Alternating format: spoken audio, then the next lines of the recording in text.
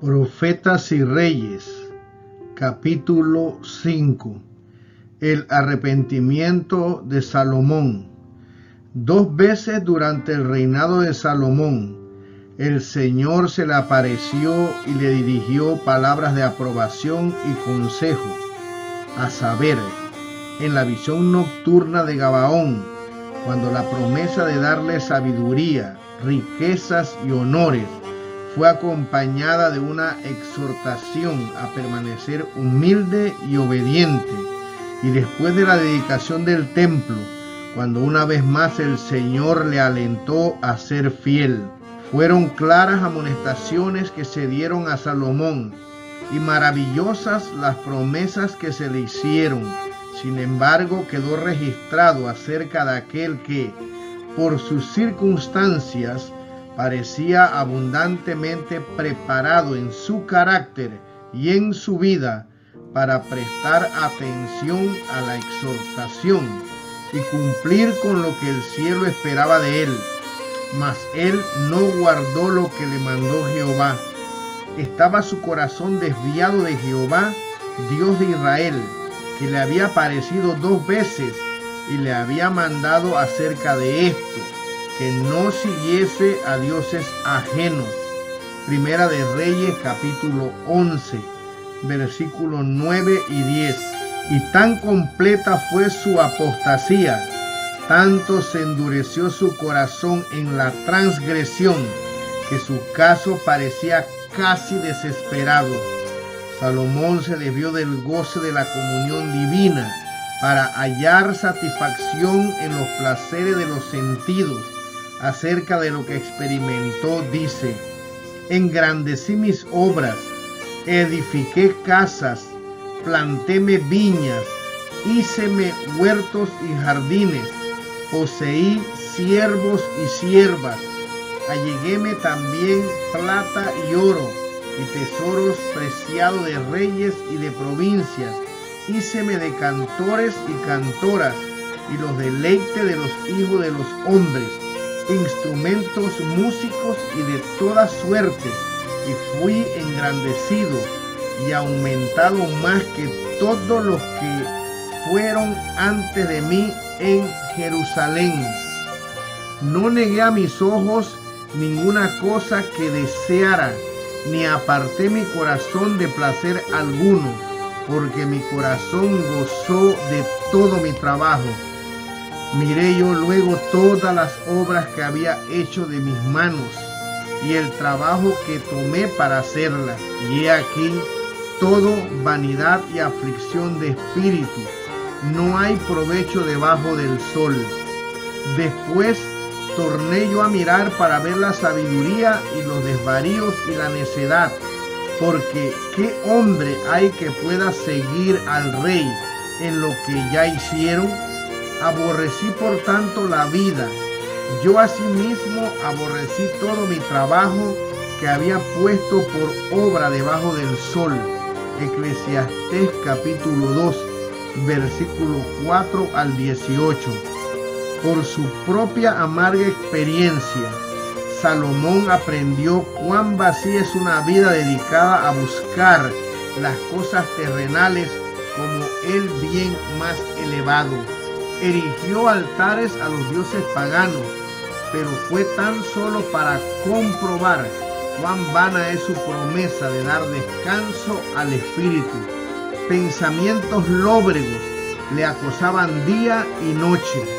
Para él ya no había gozo en la vida ni paz espiritual, y el futuro se le anunciaba sombrío y desesperado. Sin embargo, el Señor no le abandonó. Mediante mensajes de reprensión y castigo severo, procuró despertar al rey y hacerle comprender cuán pecaminosa era su conducta. Le privó de su cuidado protector y permitió que los adversarios le atacaran y debilitasen el reino. Y Jehová suscitó un adversario a Salomón, a Hadad y Dumeo. Despertóle también Dios por adversario a Rezón, capitán de una compañía, quien aborreció a Israel y reinó sobre la Siria. Asimismo Jeroboam, siervo de Salomón y hombre valiente, alzó su mano contra el rey. Primera de Reyes 11, versículo 14 al 28. A la postre, el Señor envió a Salomón, mediante un profeta, este mensaje sorprendente: por cuanto ha habido esto en ti, y no has guardado mi pacto y mis estatutos que yo te mandé, romperé el reino de ti y lo entregaré a tu siervo. Empero no lo haré en tus días, por amor a David tu padre, romperélo de la mano de tu hijo. Primera de Reyes capítulo 11, versículo 11 y 12. Despertando como de un sueño, al oír esta sentencia de juicio pronunciada contra él y su casa, Salomón sintió los reproches de su conciencia y empezó a ver lo que verdaderamente significaba su locura. Afligido en espíritu y teniendo la mente y el cuerpo debilitados, se apartó cansado y sediento de las cisternas rotas de la tierra para beber nuevamente en la fuente de la vida. Al fin, la disciplina del sufrimiento realizó su obra en su favor.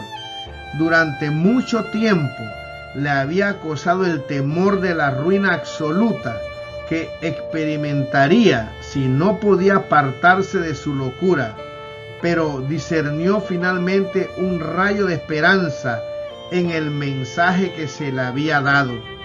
Dios no le había cortado por completo, sino que estaba dispuesto a librarle de una servidumbre más cruel que la tumba, servidumbre de la cual él mismo no podía librarse. Con gratitud Salomón reconoció el poder y la bondad de aquel que es el más alto sobre los altos. Eclesiastés capítulo 5 versículo 8.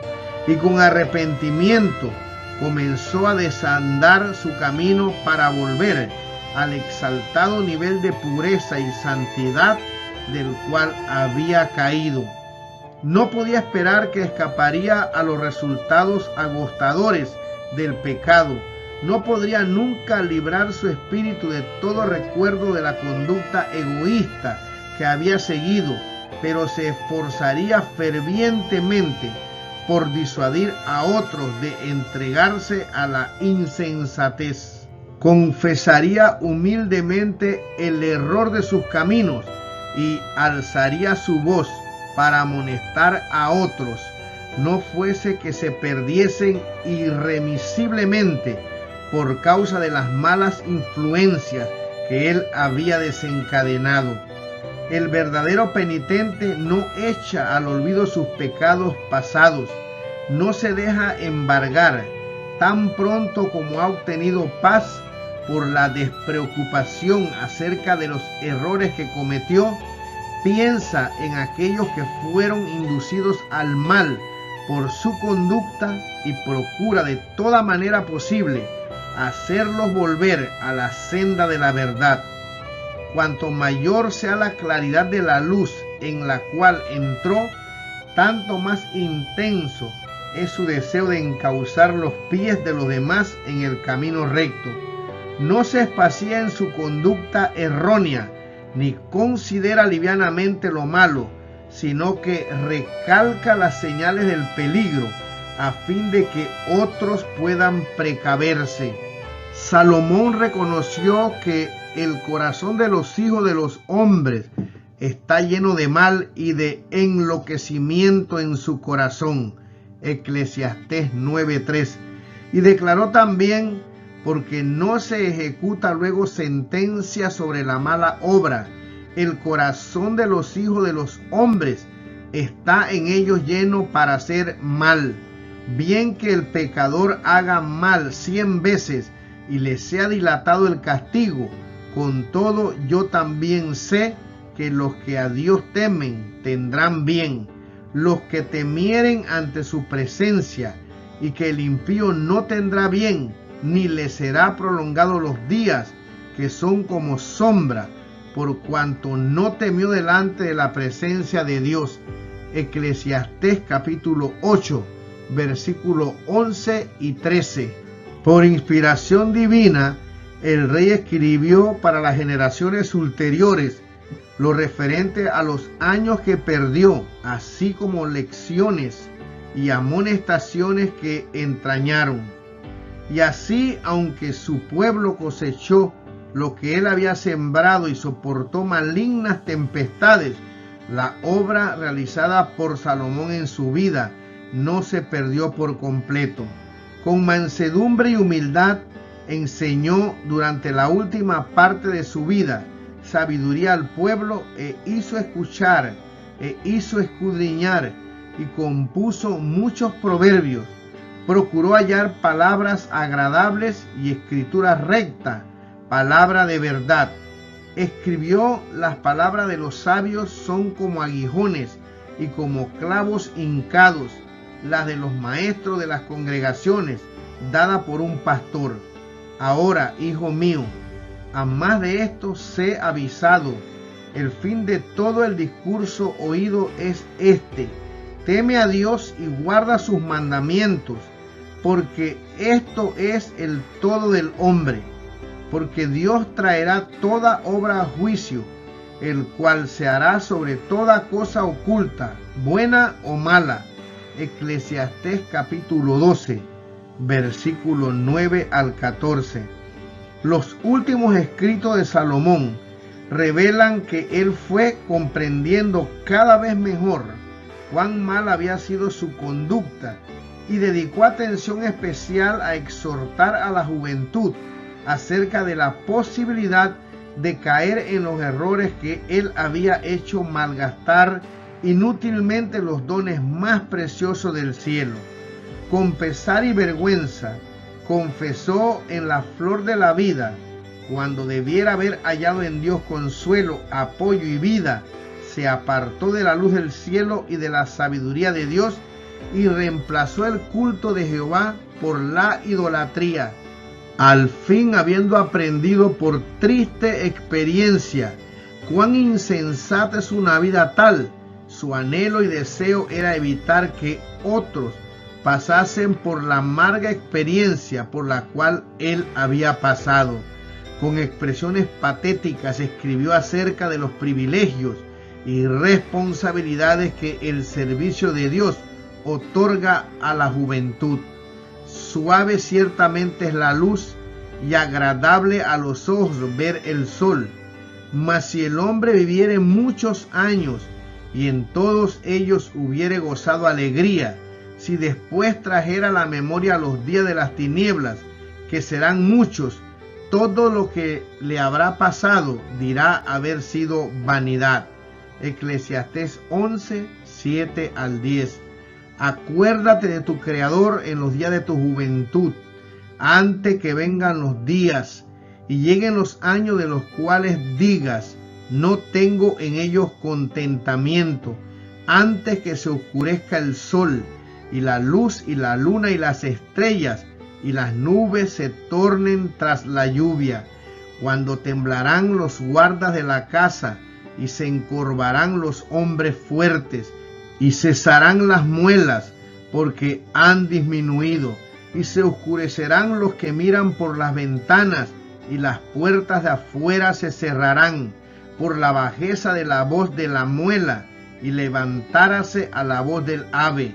Y todas las hijas de canción serán humilladas, cuando también temerán de lo alto y los tropezones en el camino, y florecerá el almendro y se agravará la langosta y perderáse el apetito, porque el hombre va a la casa de su siglo y los endechadores andarán en derredor por la plaza, antes que la cadena de plata se quiebre y se rompa el cuenco de oro, y el cántaro se quiebre junto a la fuente, y la rueda sea rota sobre el pozo, y el polvo se torna a la tierra como era, y el espíritu se vuelva a Dios que lo dio. Eclesiastés 12, versículo del 1 al 7. La vida de Salomón rebosa de advertencias. no solo para los jóvenes, sino también para los de edad madura y para los que van descendiendo por la vertiente de la vida hacia su ocaso. Oímos hablar de la inestabilidad de los jóvenes que vacilan entre el bien y el mal, así como de las corrientes de malas pasiones que los vencen.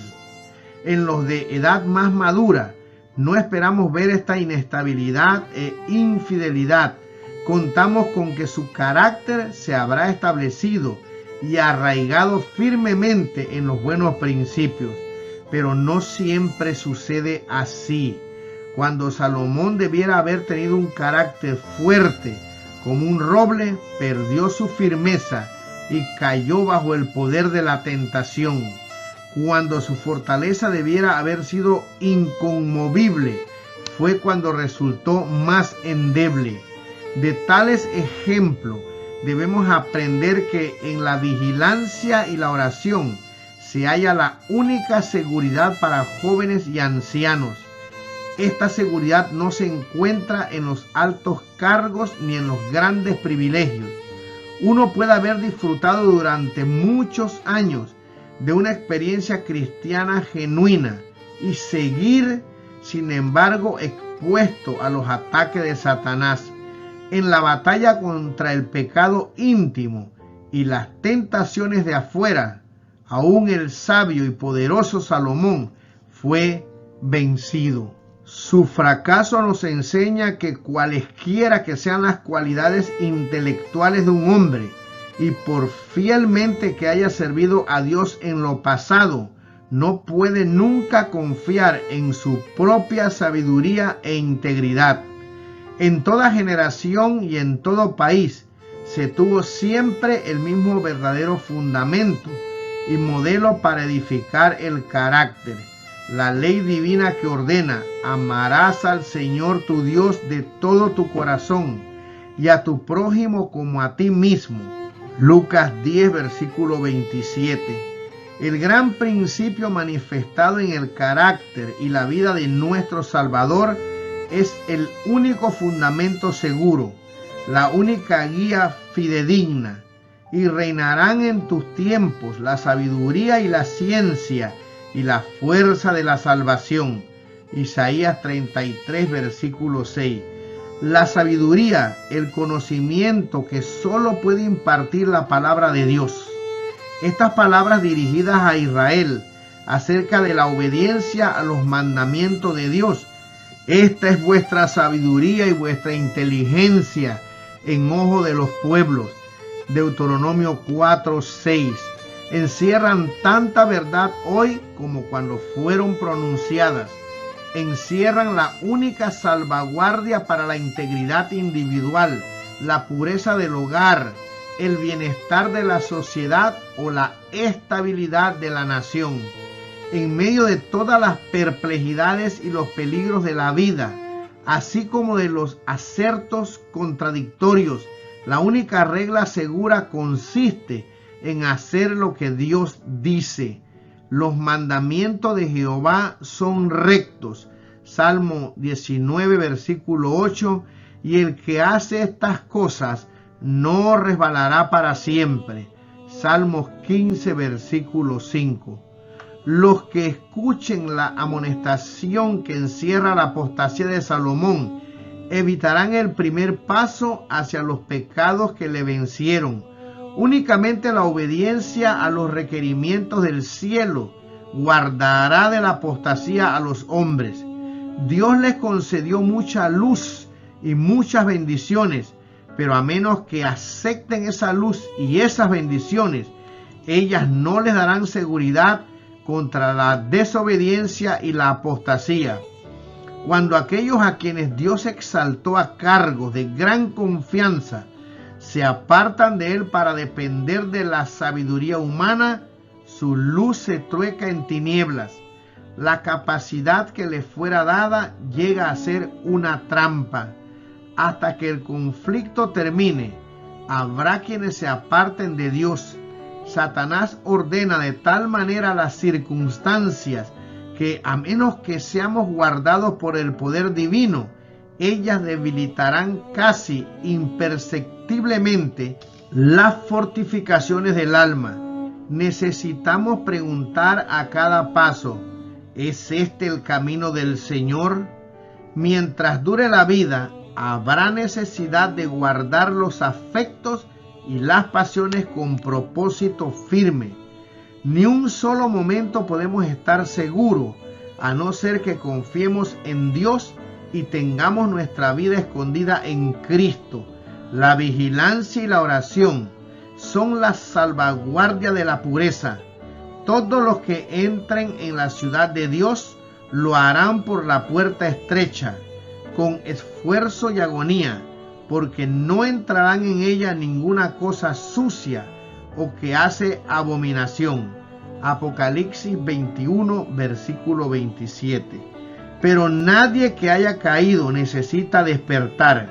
Hombres de edad que fueron una vez honrados por Dios pueden haber manchado sus almas y sacrificado la virtud sobre el altar de la concupiscencia, pero si se arrepienten, abandonan el pecado y se vuelven a Dios, sigue habiendo una esperanza para ellos.